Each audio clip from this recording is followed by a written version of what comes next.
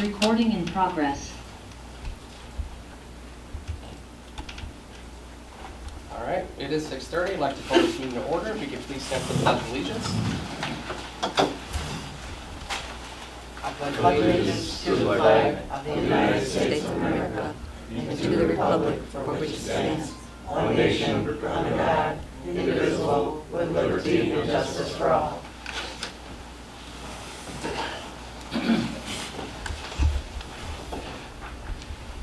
Madam Clerk, if I could please have a roll call. Supervisor Alex Apian. Here. Trustee Dean Morelli, absent. Trustee Greg Bickus. Here. Trustee Kieran Johnson. Here. Trustee Denise Salvino. Present. Highway Commissioner Jim Louch. Here.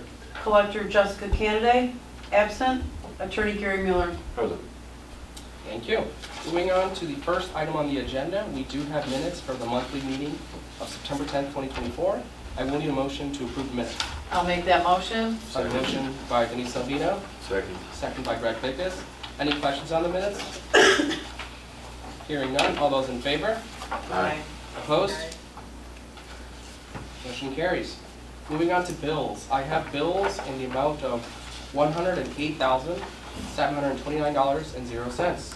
I will need a motion to pay the bills. I'll make that motion. I have a motion by Denise Salvino, Second. second by Greg Bickus. Any questions on the bills? Hearing none. Madam Clerk, could I please have a roll call? Sapien. Yes. Bickus. Yes. Salvino. Yes. Johnson. Yes. Motion carries. Moving on to citizens wishing to address the board. We do have some citizens here tonight that we were hoping to see. So for every resident here, we'll have 3 minutes, but I do want to give some context to the board. I did present everyone with some additional information, but this is regarding the Riley Avenue repaving, Riley Avenue drainage project that the county, that we're working with the county, that we started in the fall of last year. So for a quick review, the project here, we received funds from CDBG funds, from Will County Land Use and Will County, the Executive's Office. And this project went out to bid earlier this year. The ultimate goal was to fix some drainage up along Riley Avenue. However, we had some issues with the final contractor where while the drainage issue was fixed, rather than repave the road, the contractor only patched up the parts of the road that were opened up. And so we did have some input from residents. I myself spoke with many of the residents last week, but of course we encourage all residents to give us their thoughts at an open board meeting. So if I could have any of the residents please come speak up. We do have 3 minutes each for each person. And whoever goes up, please state your name and spell it for me. Where I stand. Right at the podium. My name is Mary Campbell, and my concern is the way that they just threw the road back together. And then when they put the grass seeds down, it looked like a bunch of cabbage growing. It don't look like grass. It just looked like a bunch of cabbage thrown down.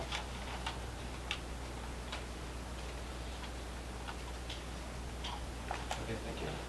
Is that all of your comments? Before we address I want to know if they go come back and do it the way it's supposed to be done, the grass and the street. They just patched up parts of the street, some of the street already broken up and everything, and they just left it like that. Sure, sure. Yeah, and we can certainly address your concerns, but we do have to go through each of the residents first, if that's okay with you. Okay. But thank you. You're welcome.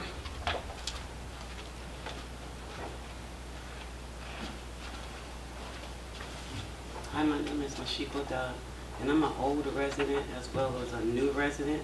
I lived here several years ago, and then I moved back in. And I noticed how, I didn't understand how they started a project and halfway finished the project. And I've noticed in this area that, I live also in Washington State, and I've noticed here that they start jobs and they don't finish it. They kind of leave it half done. And then I noticed, I ride my bike, I'm a walker, I don't have a vehicle. So I ride my bike and I noticed like a few blocks past Fairmont Junior High, they have like the side of the road with rocks that looks very beautiful. I mean, it looks like they don't want the water to flow over into their neighborhood or into their yard. But then as I get past that, Fairmont Junior High School, it's a hot mess. It's unfinished, it's uncompleted, it's just a mess. But then you go across here, I'm like, how are you gonna do that? Like right across the next street, there is unfinished work and completed work. So I was wondering what makes that area so much better than our area? It doesn't matter to me about a township. We're still a part of Lockport. So if you're gonna make that area fancy and cute for everybody in Dalewood, because I noticed how Dalewood area is all fancy pantsy, but then when you look over here to past the township, we look a hot mess, like you guys don't even care. And not only that, I'm a disabled adult here, and I couldn't get no funding for anything. They said I wasn't a resident, but currently I'm working in the community and trying to attend Lewis University, but there's no help for someone like me. And I'm disabled with chronic health issues, and I work in our community. Make sure the yard's done, make sure the trash is picked up, but Lockport can't contribute to those types of things, and I'm just a resident. I can't do it all by myself. So I just wanted to know what makes Lockport past the Dalewood Park better than the township. That's all I want to say. Excuse me, I need you to spell your name for me slowly, okay? Okay, my name is Mashiko. M as in Mary, A as in apple, S as in Sam, H as in house, E as in Edward, C as in cat, A as in apple, L as in love, and dove like the bird. Thank you. Thank you.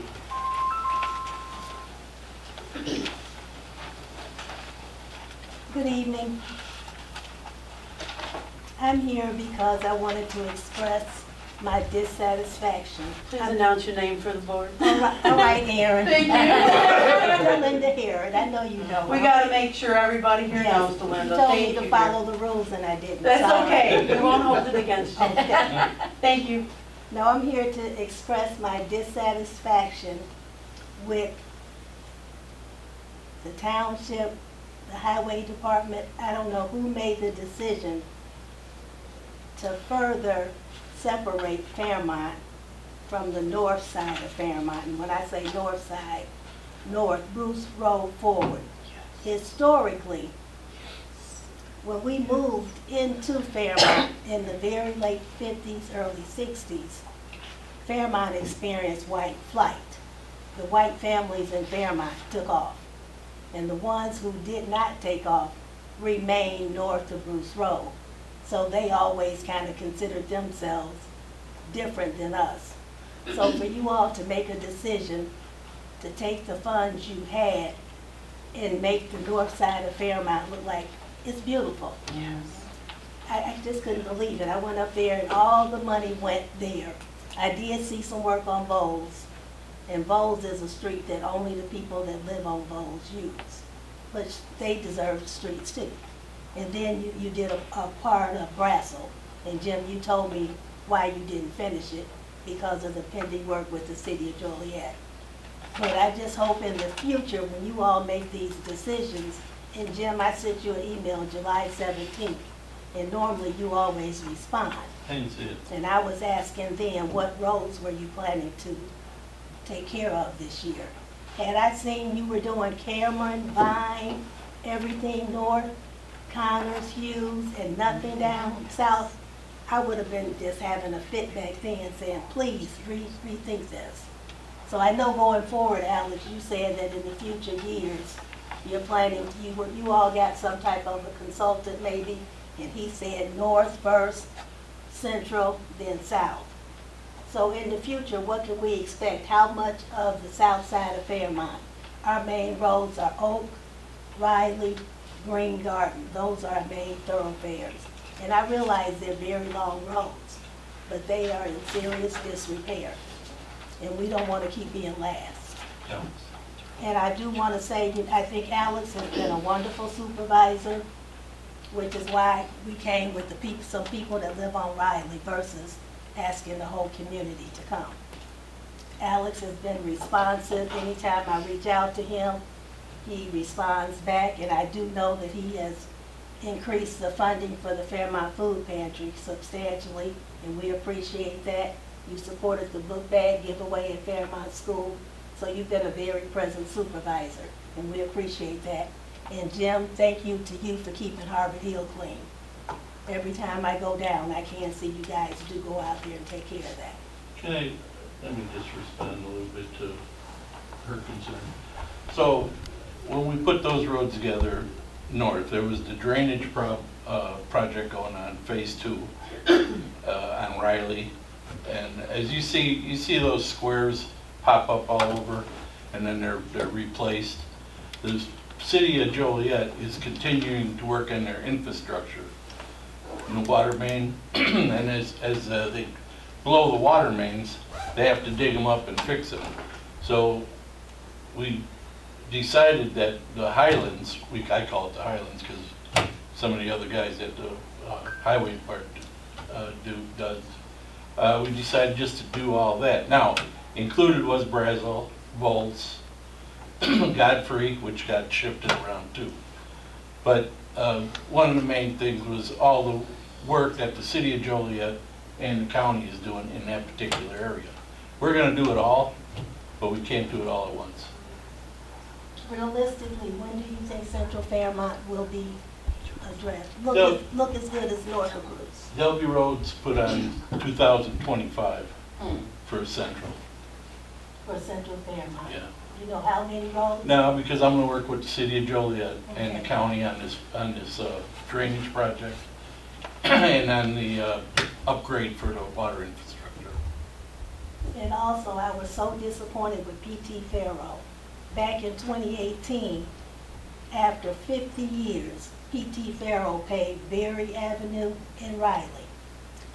We were excited. That was the first time in 50 years we had a new road. And for them to do a great job north, do a great job on Brazel, a great job on Bowles, and get to Fairmont and do what they did over there on Riley, very disappointed. And as Mary was saying, whatever they put out is not grass seed. I think it looks more like a zucchini plant. Yeah, we have pictures of it if anyone would like to see it.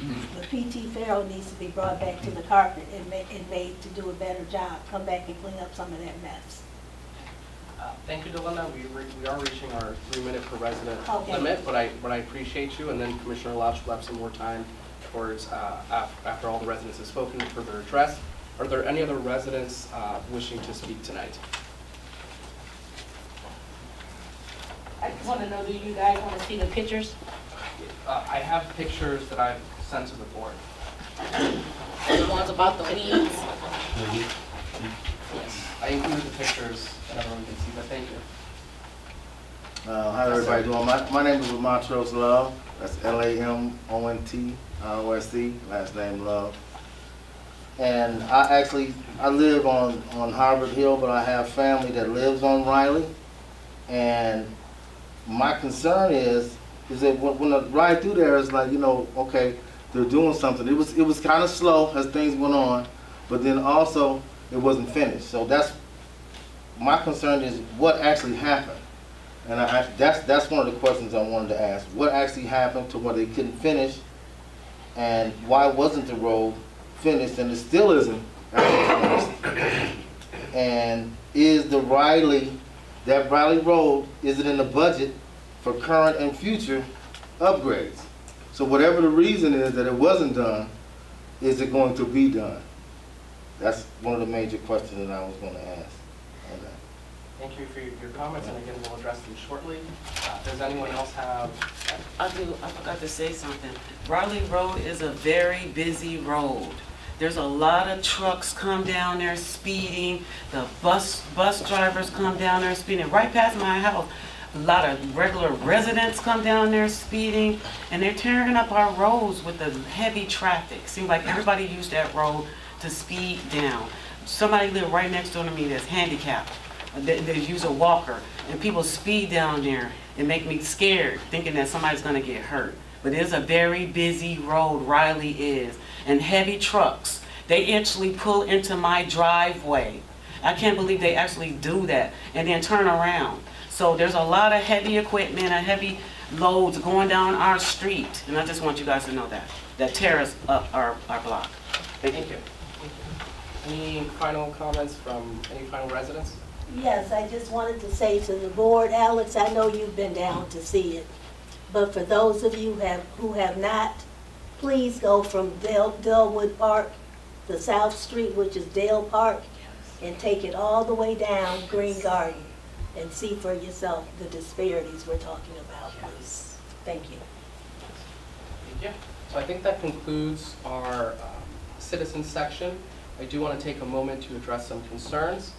Now, I don't want to speak on behalf of the commissioner. Commissioner, I will give you a chance to speak as well, and if there's anything I say incorrectly, I'll allow you to please correct me in any instance. But I want to emphasize that the township, so that includes myself, we have been working together with Will County Land Use as well as the Lockport Township Highway Department's office. And just as a quick timeline, I know I've spoke with many of you either on the phone or sometime last week when I was knocking on doors. But just as a quick recap, around last year, the township was awarded funds, CDBG funds from Will County and then from Will County Land Use. And so we were awarded an amount close to around $600,000. And earlier this year, around spring/summertime, there was a contract for drainage specifically along Riley Avenue. Now we had that go out to bid because we are not allowed as a government entity to just award the contract to an engineer. We have to have it go to like an auction of sorts. And so PT Faro was the contractor that won the bid. Now they only bid around $380,000, and so I was legally obligated to grant them the bid. And so there's still a little over $200,000 worth of funds. And so what we saw was PT Faro started doing this work in around July and just wrapped up about now, when they should have finished, honestly, towards the late August.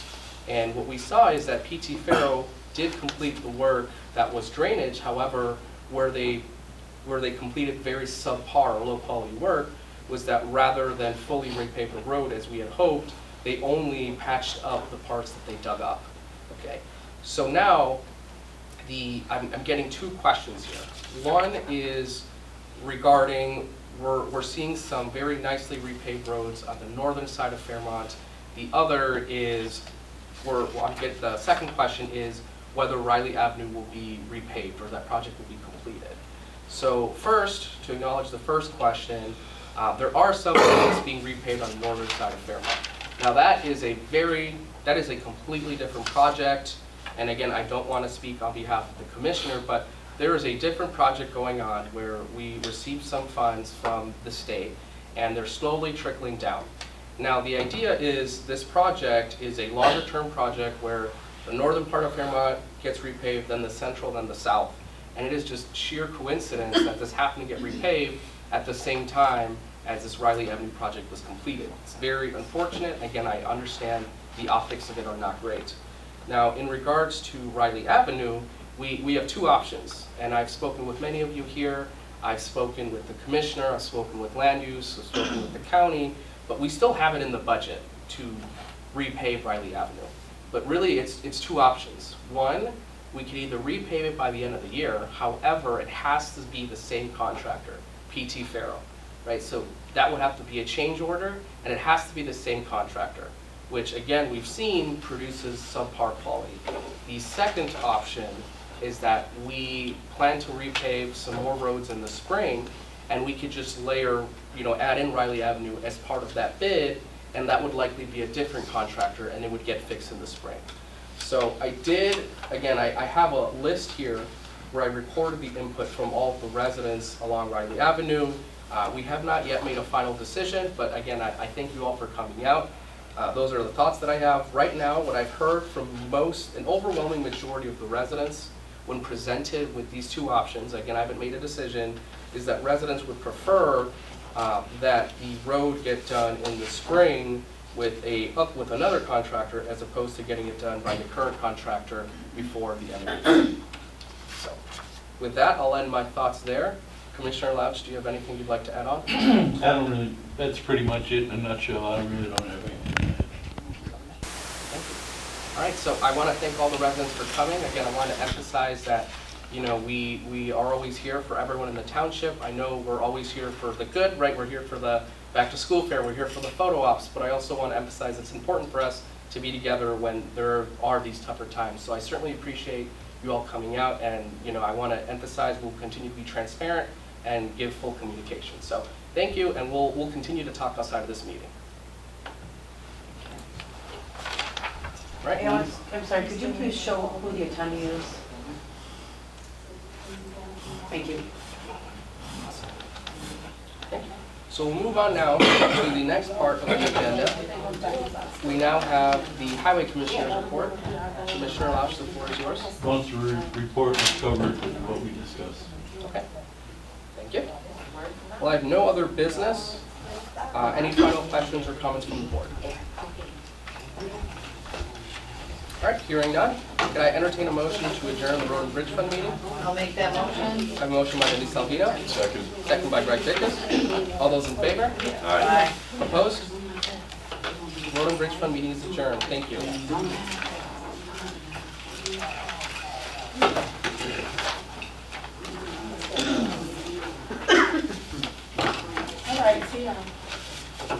So moving on to the Town Fund, the first item on the agenda is the approval of minutes for the monthly meeting of September 10th, 2024. I will need a motion to approve the minutes. I'll make that motion. I have a motion by Denise Salvino. Second. Second by Greg Dickus. Any questions on the minutes?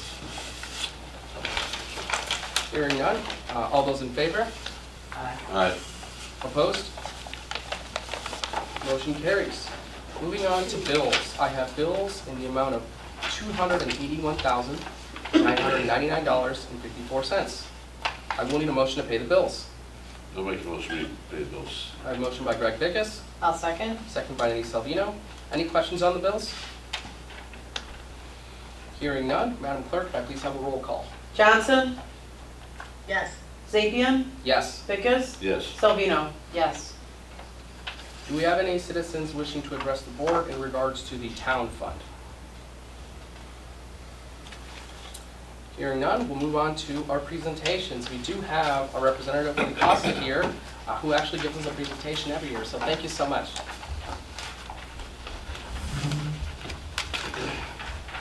Good evening, I'm Rita Pacina. Do you need to spell me? F-A-C-C-H-I-N-A.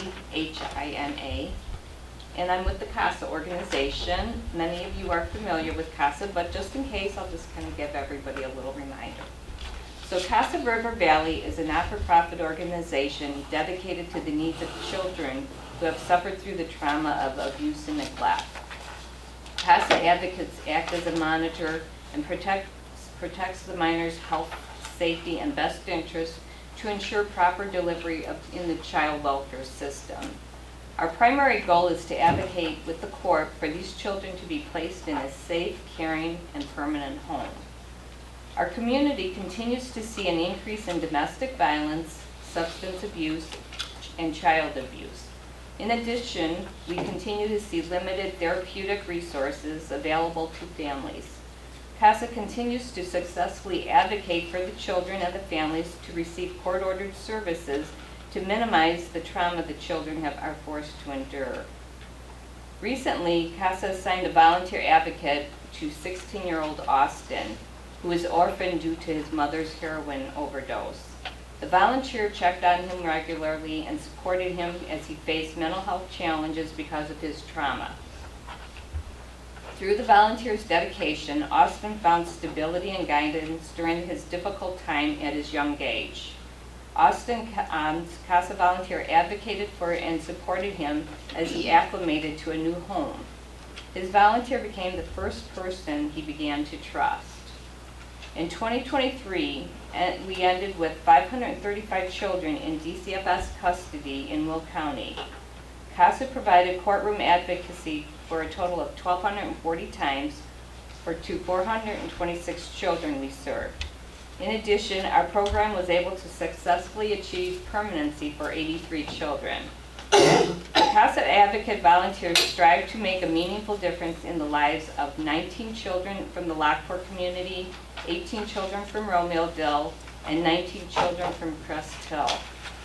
While the past few years have been a challenge, we work to provide advocacy and prevention resources to give voice, healing, and security to children. With your help, Casa River Valley is making progress toward the ultimate goal of serving all children in our community.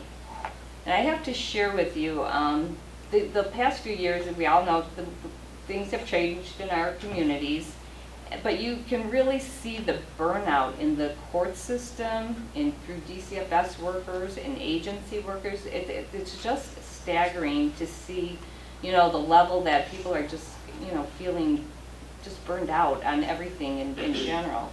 And I often share with my staff that, if the CASA volunteers weren't out there checking on the well-being of these kids, it makes me feel like who would be there to oversee and just make sure that somebody is guiding them and providing these families with some guidance.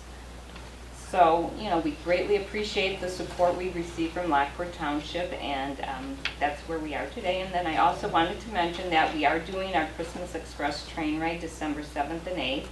And we are honored if you would partner with us to provide shuttle service to help the seniors who are traveling with their families on the holiday train ride. And that is our second largest fundraiser that we do to raise funds to help families in need. So we greatly appreciate your support. Thank you. Awesome. Thanks so much, Rita, for presenting. I know we do have a lot of energy in our budget, so we'll be sure to support. And then let's communicate outside of the board meeting to coordinate details for the upcoming event. Okay. Right. Thank you so much. Thank you. Thanks, Thank you. Moving on, we go to the clerk's report. Madam Clerk, the floor is yours. Thank you, Alex. The clerk's office has been preparing for the start of early voting. We are expecting our equipment to arrive this Friday, October 11th. I have set the schedule for my early voting employees, our days being 2 weeks of Monday through Saturday. Additionally, I've provided my staff with matching township shirts so we are easily identifiable to the voters, as we are expecting to see thousands of people in the 2-week period. Last month, I filed the decennial reports for the township and for the road district. We continue to be very busy with notary services on a daily basis, with over 150 notarizations done since my last report. Diaper pack distributions were over 55 since the last meeting. My deputy clerk and I have been busy keeping up with the packaging, labeling, and organizing of the diaper bundles each week.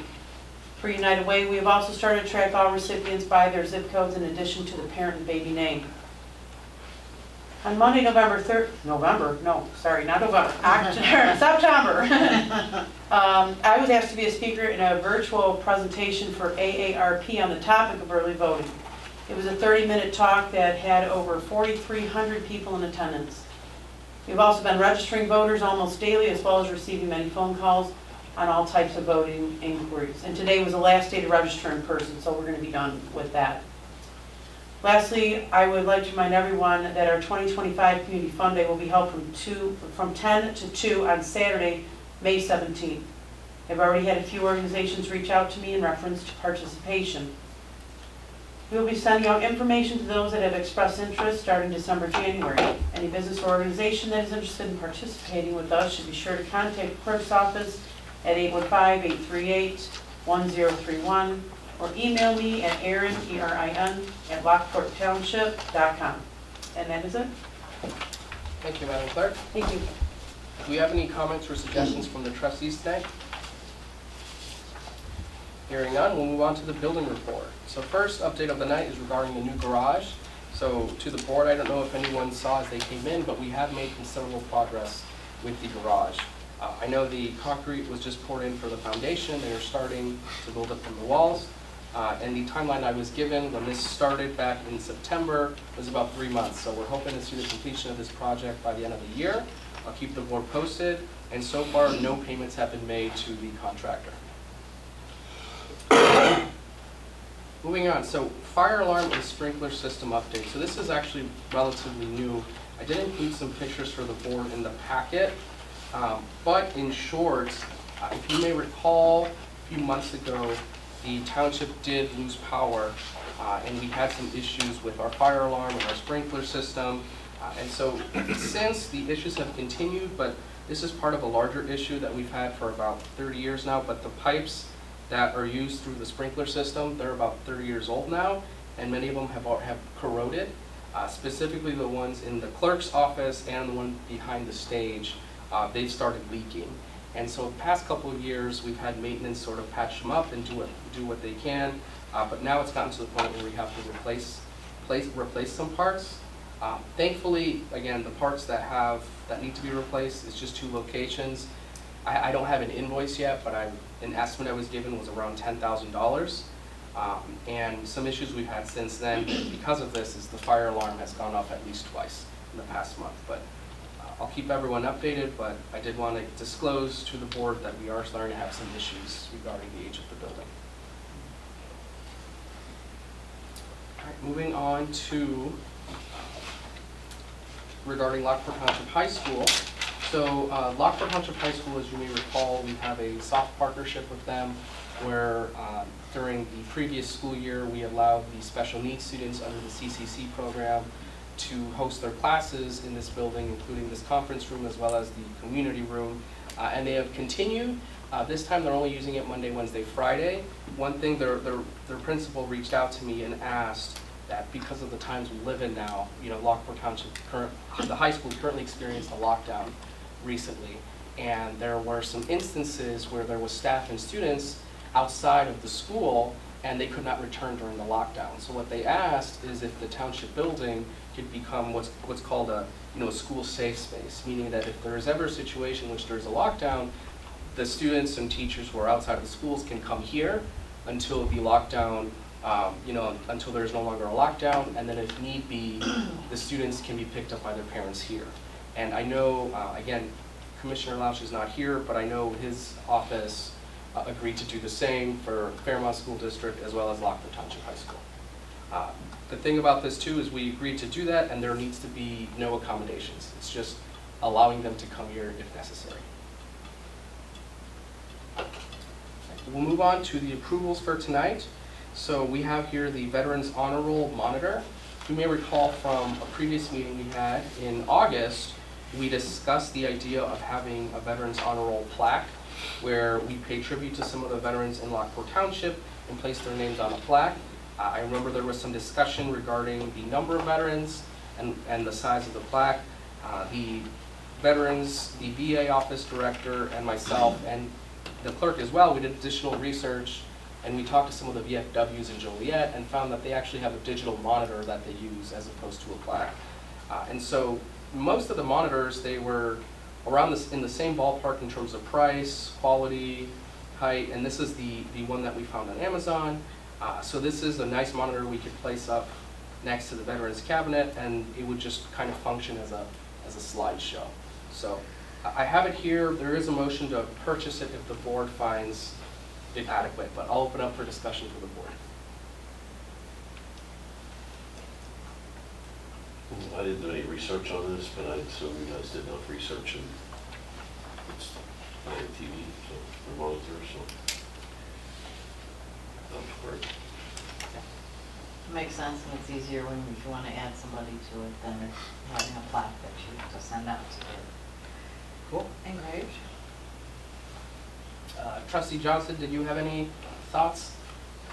No, that works for me. Okay, thank you. So then, can I entertain a motion to purchase the Veterans Honor Roll Monitor? I will make that motion. I have a motion by Denise Salvino, Second. second by Greg Dacus. Madam Clerk, can I please have a roll call? Sapien, Yes. Dacus, Yes. Johnson, Yes. Salvino. Yes. Motion carries, thank you. So the next item on the list is also related to a veterans project. Quick little reminder, so at the very beginning of the year in January, where before we met to discuss the budget for this current fiscal year, I did bring up to the board that we generally have $8,000 for scholarships, so 4 $2,000 scholarships, and this year we increased it to 10, and I expressed the possibility of us having a 5th scholarship, but maybe making it more oriented towards veterans. So I did speak with the VA director about what that scholarship could look like, and they explained that a college scholarship geared towards high school seniors in the township whose parents or guardians are either veterans or active duty members would serve quite nicely. So I have here the college scholarship application here. Everything else is identical to the other scholarships. I will note that I did make the requirements just a little bit more lenient. We usually require 2 letters of recommendation. I brought it down to just 1, since 2 is quite a bit, but everything else is the same. But before we approve it or go up for a vote, does the board have any thoughts, comments, questions? So this is only for those who would be attending college, not anyone who would be going into the trades? Like as in union trades, Like apprenticeships? a trade, still a trade school. Correct. Trade school, because, I mean, I know those are, Like a trade school, you have to pay, not a union apprenticeship. Sure. I mean, we could certainly add that in. The description is based off of what we have the normal college scholarship to be. So if trades is something we'd like to add, I can certainly add it as well.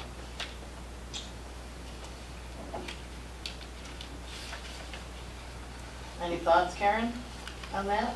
Yeah, I'd be fine with adding trade school.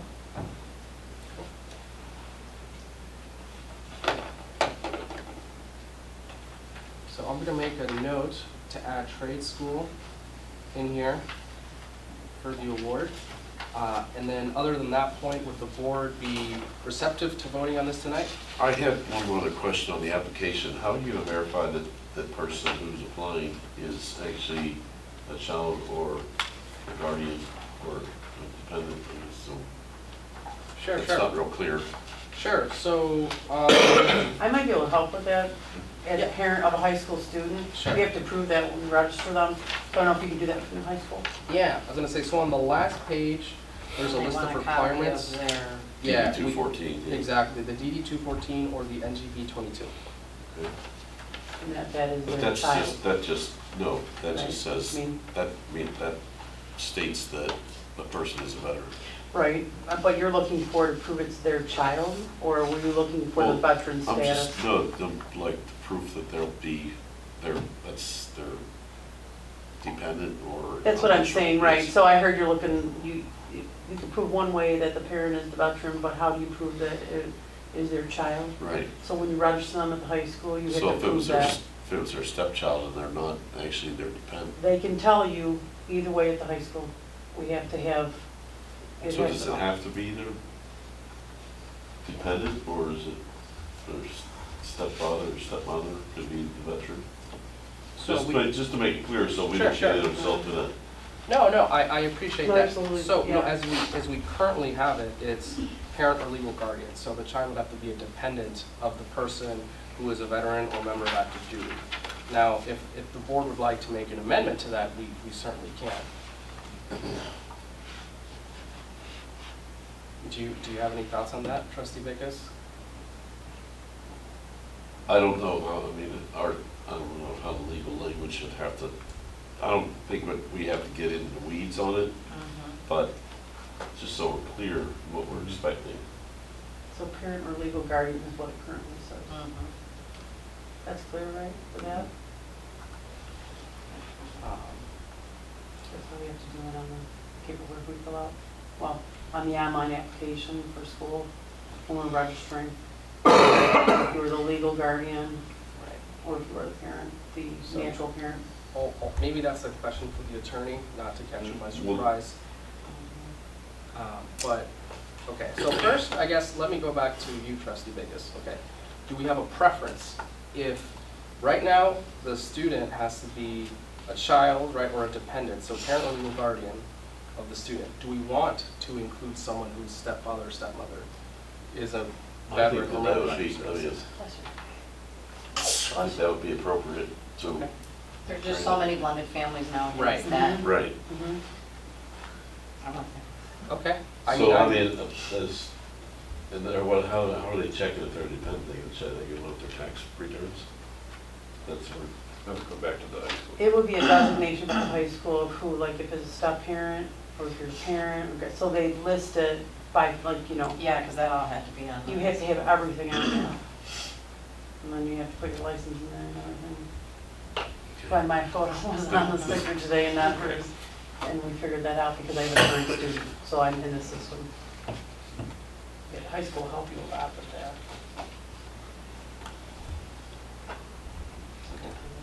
So I'm hearing that we'll amend this to include step parents and not just parents and legal guardians.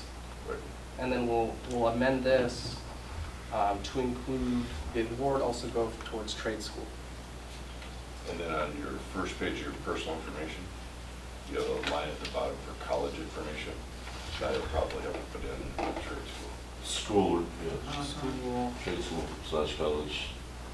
Depending. Excellent. Any other thoughts, potential amendments? Do we make these checks out to the school, or do we make it to the student? To the institution. Okay. Yeah, we asked them to send us an email as well as the tax ID of the institution. We then send the check, the institution confirms they received it, and then we confirm with the student, hey, your institution should have received the check. All right, so as long as we make these amendments, are we okay with voting on this tonight as amended? Sure. Okay. So if I could entertain a motion to formally create the Military Family College Scholarship with the amendments we proposed.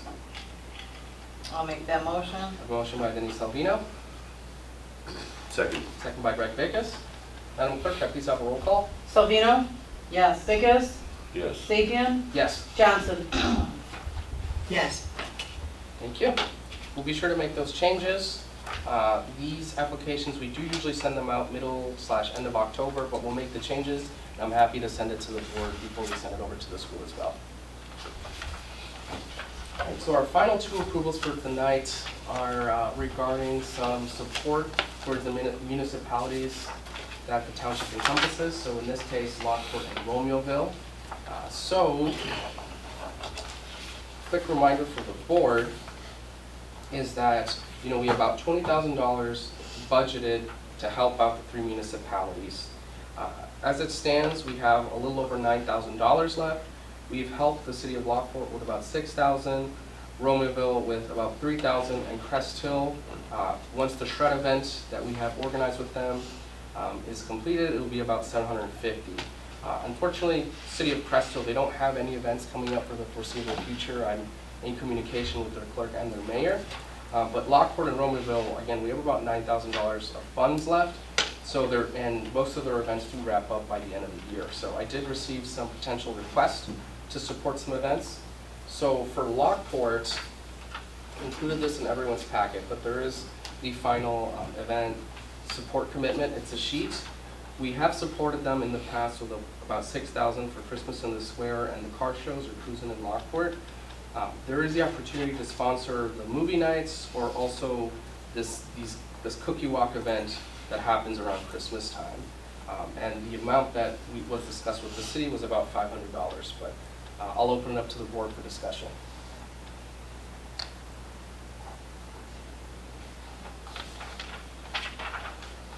I guess I'll propose the first question, is the board receptive to supporting the city of Lockport with $500 for one of these two events? If we did the cookie show, I guess we could get a free t-shirt, if anyone wanted a t-shirt. I think that they mean you're getting your Our name's gonna be on township's getting t-shirts. put on the t-shirt. Oh, okay. Yeah, we're not getting. We have one for. Nice try though, nice Yeah. try. Everybody gets to wear it a week.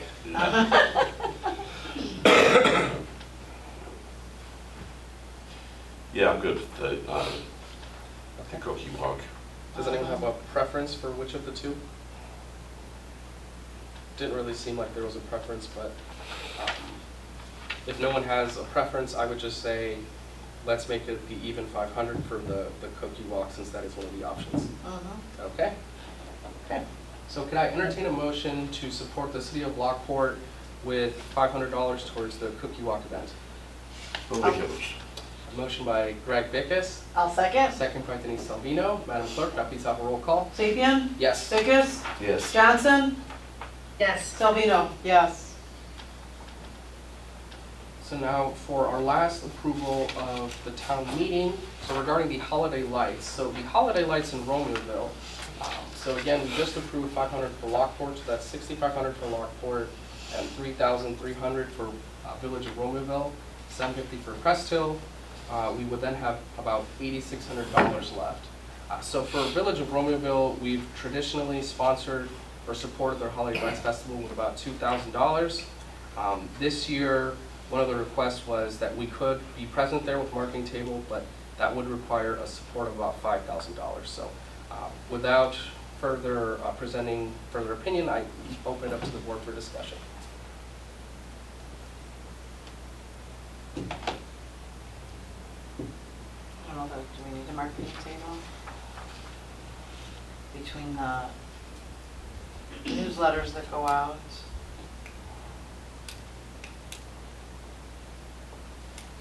I think the marketing table would be more so, I guess whenever they have events or any cities have events, we're allowed to have like a table there or like a tent. So this is like, oh, if we want to have a presence there, it would be 5,000. But there's also the 4,000, the 3,000 available.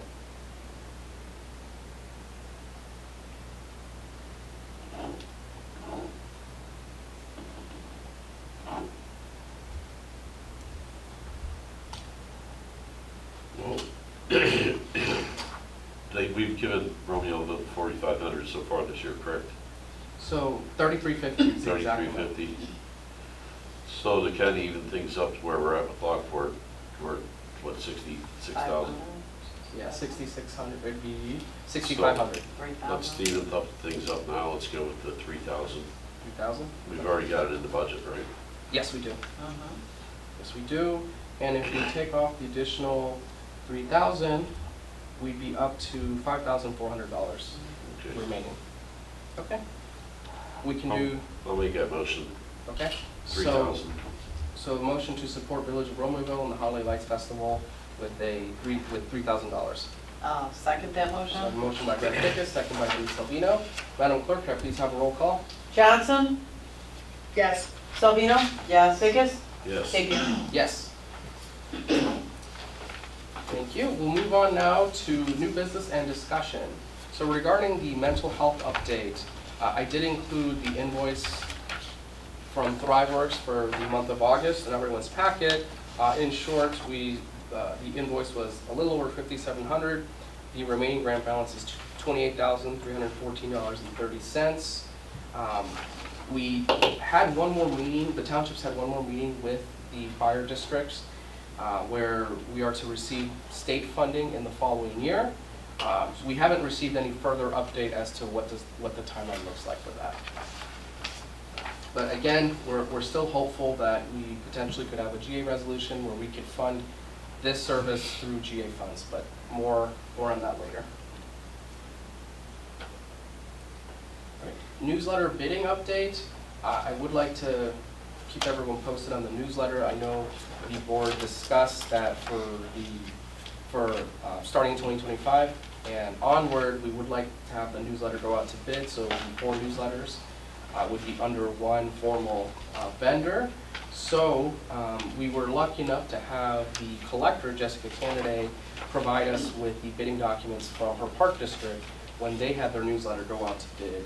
And happy to report we've made some very solid progress. We're almost done adopting our changes to theirs. Not quite ready to go out to bid, but with a lot of the work being done, I'm going to make it a priority by the end of the month because we do need to have a winning bid by the end of this year. And then one final piece of topic regarding new business. I know it's a very favorite topic, but we are required under state statute to pass a resolution that describes the pay for elected officials for the term of 2025 to 2029. The deadline for that is November 20th. Now, another thing, and I know it's not on here on the agenda, but I did recently learn that the levy, we do have to discuss the levy before November 19th, and that is usually a special meeting.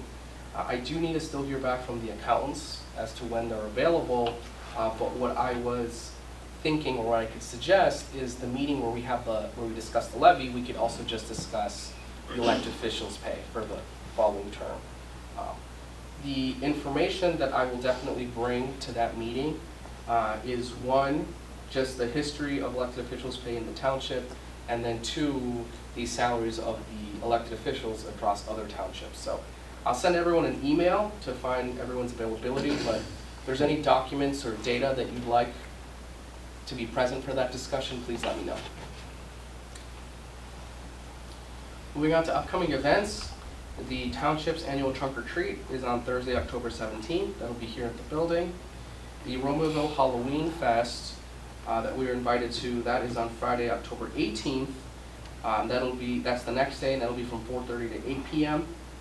The shred truck we have with the city of Crest Hill, that'll be on Saturday, October 26th, and that's from 9 a.m. to noon. And then the annual Veterans Dinner at the Township Post will be on Thursday, November 7th at Mistwood Golf Club from 5 p.m. to 7 p.m.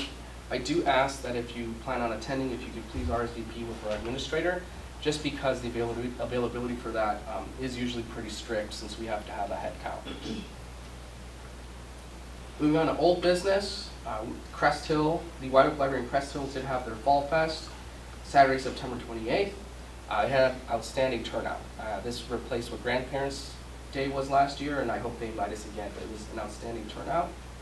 And then the shred truck with the Park District at Sunset Park was held this past Saturday. Went very smooth. I have no meetings and correspondence. Do we have any final questions or comments from the board? Hearing none, if I can entertain a motion to adjourn the town meeting. I will make that motion. Second. Motion, Denise Salvino, second by Greg Bickus. All those in favor? Aye. Opposed? Aye. Meeting is adjourned. Thank you.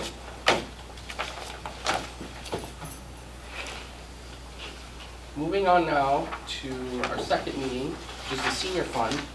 The first item on the agenda is approval of minutes for the monthly meeting of September 10th, 2024. I will need a motion to approve the minutes. I'll make that motion. I have a motion by Denise Salvino, I'll second. second by Karen Johnson. Did we have any questions on the minutes? Hearing none. All those in favor? Aye. Opposed? Aye. Motion carries. Moving on to bills. I have bills in the amount of $48,742.48. I will need a motion to pay the bills. I'll make a motion to pay the bills. I have a motion by Greg Bickus, I'll second. second by Denise Salvino. Did we have any questions on the bills? Hearing none, Madam Clerk, can I please have a roll call? Bickus, Yes. Johnson, Yes. Zapian, Yes. Salvino. Yes. Do we have any citizens wishing to address the board tonight in regards to the senior fund? Hearing and seeing none, we'll move on to the bus report. So for the bus report, we had a pretty standard month of September. So the bus was operational for the 20 business days the township office was open. We had 478 trips. This averaged out to about 23.9 rides per day, which is a little bit higher than in August where it was 23.6. This does bring down our rides per month to 509. Previously it was 513, so we went down a teensy bit, but we are still seeing an utilization of 80.5% of what we saw in 2019. So we've been teetering between that 80 to 81%. Other update for the bus is we did receive our 2 new buses. They're fully stickered, insured, etc. We've been using the 2 new buses, and the old buses have been staying in the back of the parking lot. We did have them go through their annual inspection, and we did determine a value for them. The range we were given was $20,000 to $25,000. I know as a board we were going to discuss what we wanted to do with the 2 old buses. And so if we wanted to sell both, sell one, keep both, etc., we'll discuss that as a board. I know previously when we discussed, we were looking with the additional space of the garage, keeping our 2 new buses obviously, and then potentially keeping one of our old buses just as a spare. But again, I open it up for discussion with the board.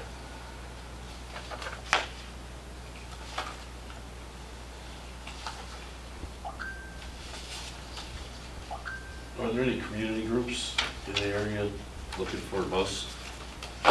So community groups, I'm not sure. I know I have been reached out to by Homer Township and a neighboring park district that they'd be open to buying or purchasing our bus. I have not yet disclosed the sale price to them. How many miles are those buses? I'd have to double check. I don't know off the top of my head. It seems kind of low for that type of vehicle, but it's well Yeah. maintained. The input that we received is that these buses can only hold one wheelchair, and so that type of model is now outdated. Usually now the newer models can hold up to 2 wheelchairs, and that is why the value is a little bit lower. That is the input I received. I will say I know these buses are about 7 years old, but I can double check on the mileage. I just don't know off the top of my head.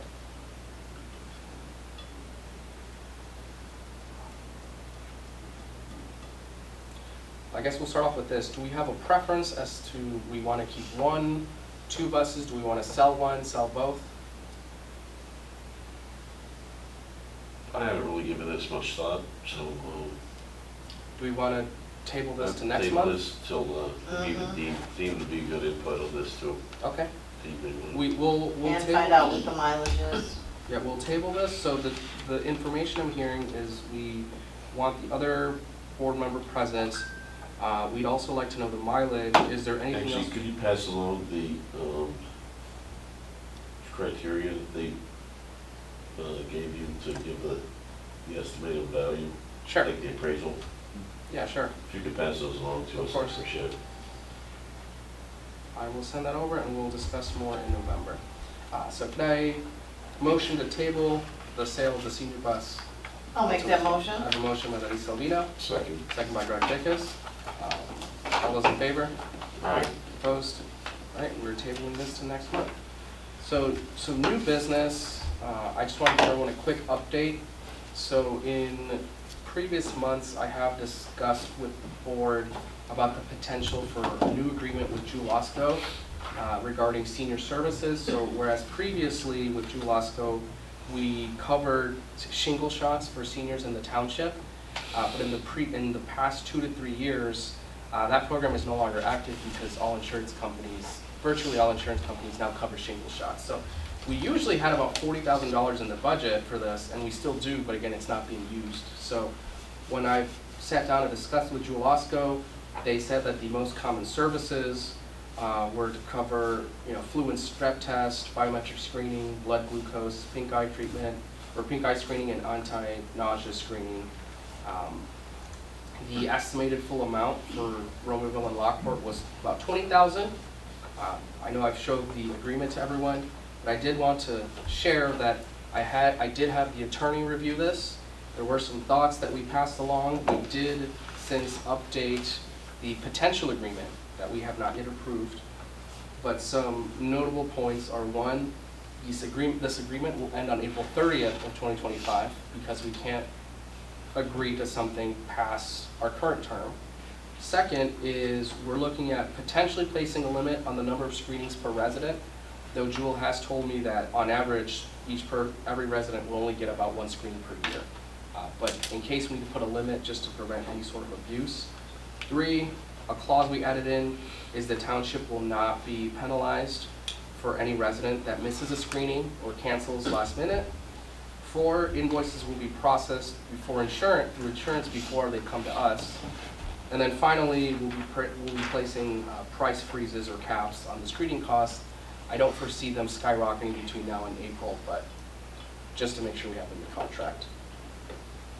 Jewel needs their legal team to review this, but we are looking to hopefully approve this potential agreement at our November 4th board meeting. But again, I wanted to update the board and ask if there's any other suggestions to add.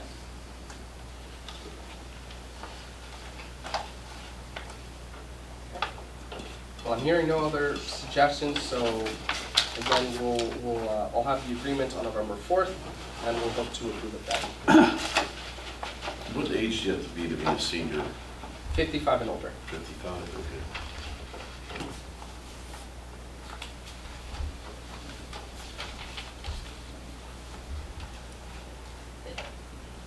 okay. Okay.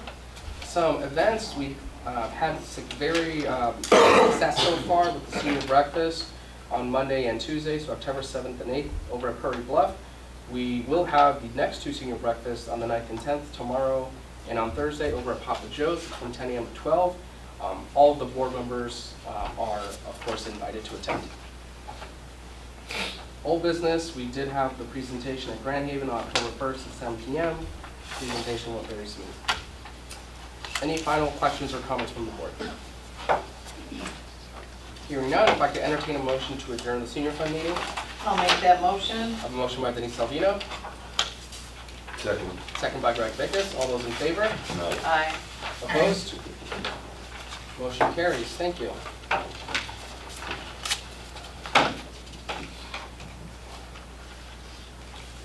Moving on to our last meeting of the night is regarding the General Assistance Fund. So for General Assistance, the first item on the agenda is the approval of minutes for the monthly meeting of September 10th, 2024. I will need a motion to approve the minutes. I'll make that motion. I have a motion by Denise Salvino, Second. second by Greg Bickes. All those in favor? Aye. Aye. Opposed? I know we approve it, but did anyone have questions on the minutes? No. We'll move on to bills. For bills, we have the amount of $13,493.12. I will need a motion to pay the bills. I'll make that motion. Motion by Denise Salvino, Second. second by Greg Bickes. Do we have any questions on the bills this month? Is this the bills or is this grant disbursements that? There should be a list of bills, so Okay. there should be 3 items in your packet. There should be the system activity report, the grant disbursement, and then the list of bills. Do people not have the list of bills? No, I've got it. Yeah, I got I was Okay, looking forward, sorry. you're good. A lot of numbers. So, any questions on the bills? The, oh, okay, it was water. Okay, no, we're good. Good. Okay. Madam Clerk, can I please have a roll call? Sapien, Yes. Bickes, Yes. Johnson, Yes. Salvino. Yes. Motion carries. Do we have any citizens wishing to address the board tonight in regards to general assistance? We'll move on to the GA report and new business. So for GA reports, there are 2. I have one that's the system activity report, the other that's grant disbursements. So if we look at the system activity report, we look at the top. For general assistance, we had 9 total applications. We had 8 that were not eligible and 1 that was still currently being processed. For emergency assistance, we had 10. 7 of them were eligible, 3 of them were not eligible. The total amount here was $4,998.23. If we look at grant disbursements, we see the total number of grants that we gave out. This should correlate with emergency assistance. Note that you'll see that it says total records is 11, and the dispersed amount, it's above $425 as opposed to the activity report. The reason for that was that the second grant, so the second bottom from the bottom, from September 11th, it says 425. That was an application that was approved in the month of August, but the funds were not spent until September. So it's just the issue with that. That just happens when an application is approved right around the time the bill list is created. So other than that, the numbers line up. Any questions on the GA report? Final item, I did want to just remind the board that the attorney and I are working on reviewing the GA resolution we were given by the Metropolitan Township Association, which essentially reviews or allows us to use GA funds a bit more flexibly with community programs, and hopefully would allow us to use those funds for ThriveWorks. But more to that, and then additionally, once we know the end result of the resolution, I am still working on a long-term plan for how we can use GA funds, just because, again, reminder to the board, all of the funds that we receive from GA are property replacement taxes, which are funds that, 1, we cannot give back via a tax rebate, and 2, we cannot control. So we have a huge amount of funds here, and we need to create a long-term plan as to how we can effectively and responsibly use these funds. We'll have a plan, and I'll surely have it before we start budgeting for next year. No other business. Any final questions or comments from the board? Hearing none, if I can entertain a motion to adjourn the general assistance meeting. I'll make that motion. I have a motion by Denise Salvino, Second. second by Greg Bickes. All those in favor? Aye. Opposed? Meeting is adjourned. Thank you, everyone.